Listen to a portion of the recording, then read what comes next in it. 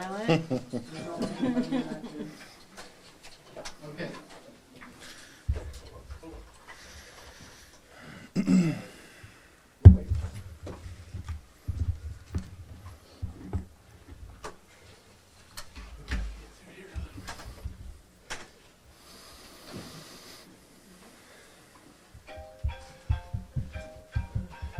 Ready? You good? No, I don't have a shot. Hang on. Nobody's live, right? Nobody's going live, right? Oh, yeah. Yeah, we're all streaming. Amp up that pressure. All right. Fix your hair then. So there's no second test. Could you put your screen in? It's on this way. It's not that kind of screen. Okay. Everybody ready? Go ahead, Jake. Good afternoon. Jake Sauer. I'm the Acting Director of Public Safety for Manatee County Government.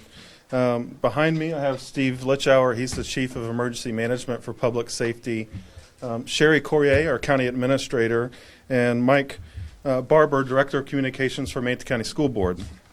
I'll just go over some brief facts that we know, and I'll turn it over to Steve to talk about some of our preparations. Currently, based off the 11 a.m. National Hurricane Center track, the Hurricane Dorian is located 855 miles east of us from Lakeland. We did sign a local declaration of emergency with the Board of County Commissioners this morning. That passed 4-0.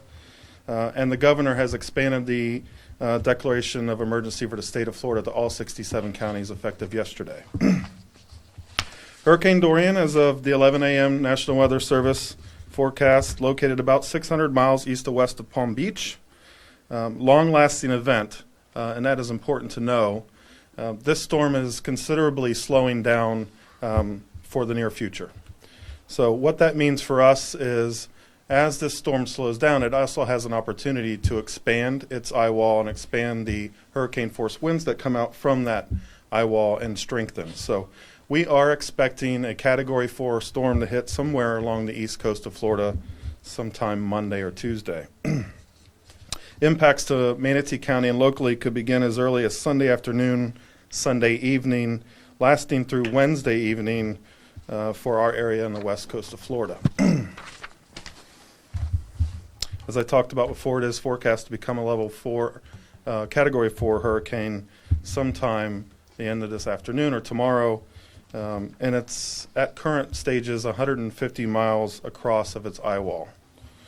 Models have multiple different solutions as to when Dorian will turn to the west or south, and that's some of the problems that we've been having with setting a firm plan in place before it's needed. So based on the current forecast track, impacts include potential for 3 to 6 feet of storm surge along the Gulf Coast. That could change depending on how the track of the hurricane enters into Florida and comes up the spine or moves more to the west. We do estimate up to 4 to 5 inches of rain locally, possibly more, which presents a problem locally because of the already saturated ground. And some factors with that would be the saturated ground holding trees. We do know that those trees are easily toppled over after the amount of rain that we're getting and expected to get through Dorian. Most of rainfall's later Sunday through Wednesday. Like I said, it is slowing down. We're in this for the long haul. And continue to monitor it as we go through the weekend. But we're definitely expecting impacts Monday through Wednesday with this storm.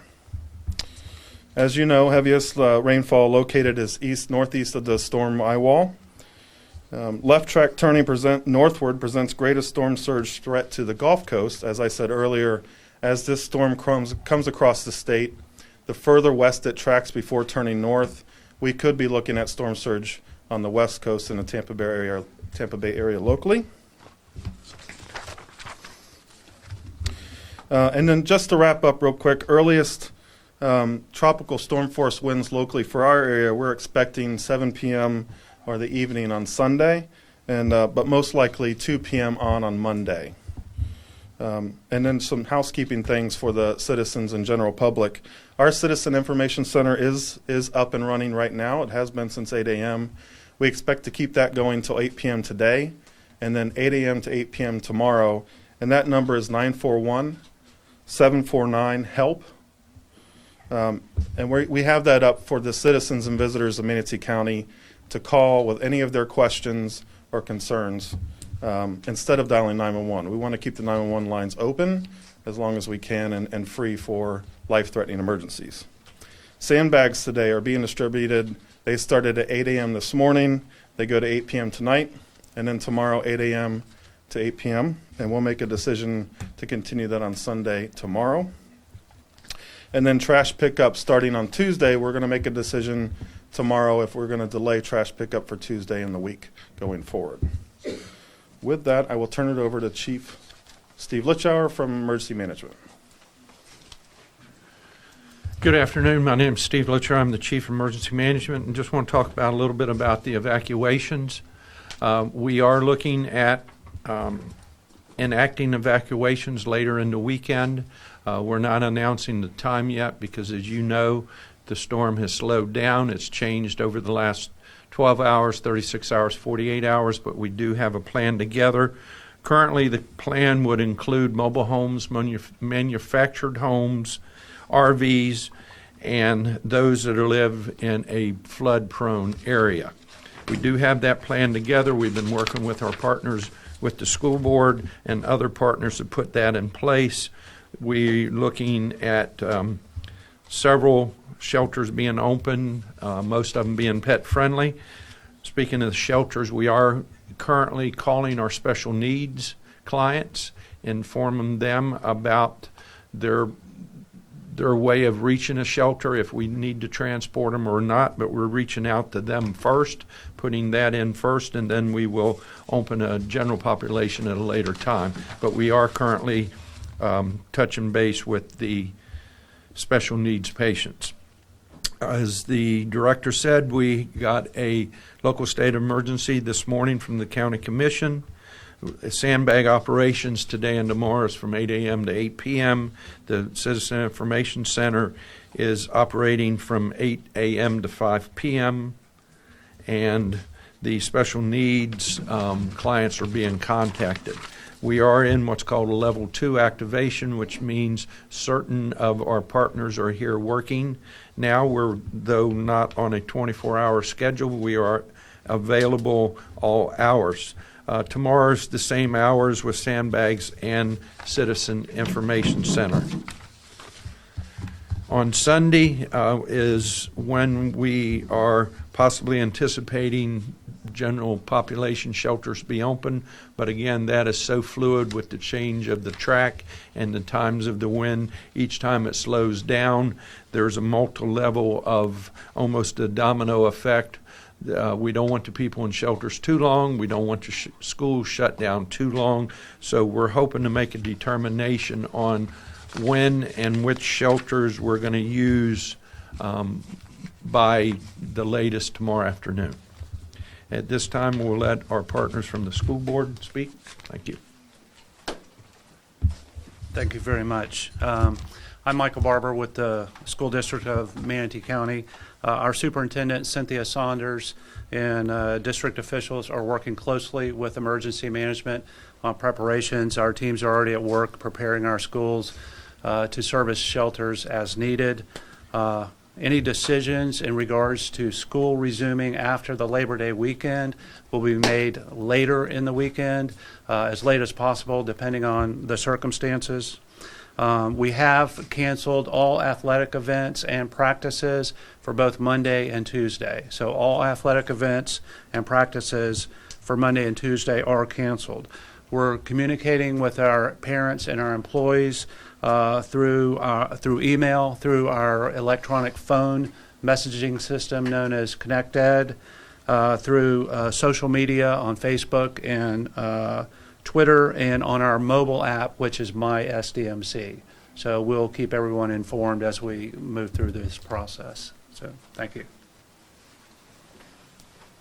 Thank you, everyone. I'm Sherry Corrier, your County Administrator.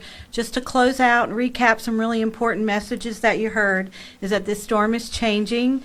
We have no changes to the current government services at this time. Keep watching all of your media outlets, both locally, and you can also follow us, Manatee County, at www.mymanatee.org. You can find links to our Facebook and Twitter accounts there. Let me just go back over your Citizens Information Center number for citizens that have questions or concerns. That's 749-3547. 749-3547. So we'd urge all of you citizens to take the time now to prepare your own personal properties, get your families in order. You're in capable hands with Manatee County, the law enforcement, the school district, and all the folks here at your emergency operations centers.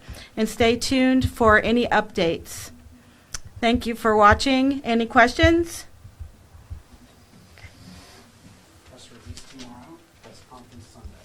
We'll have a press release tomorrow and then another press conference on Sunday. And stay tuned. Thank you. How many shelters do you anticipate may be open? Turn that over to Jake or Steve. We anticipate 3 general population shelters and 1 special needs shelter if we make that decision tomorrow afternoon. During the last update, what kind of changes to your plan has happened?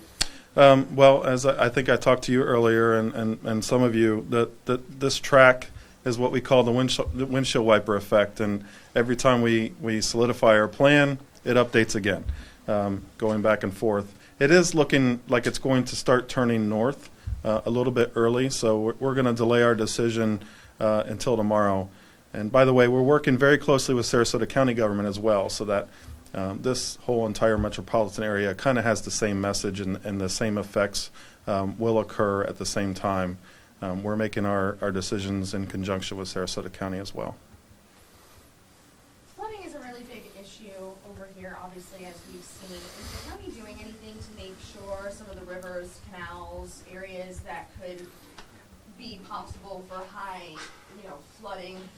Is there anything that you guys are doing trying to circumvent that? Yes, so Public Works has already been out trying to clear out the canals and the storm drains as we speak, and they're going to be working throughout the weekend as well in their preparation plan for trying to get the storm water out. Anything else? Okay, thank you very much.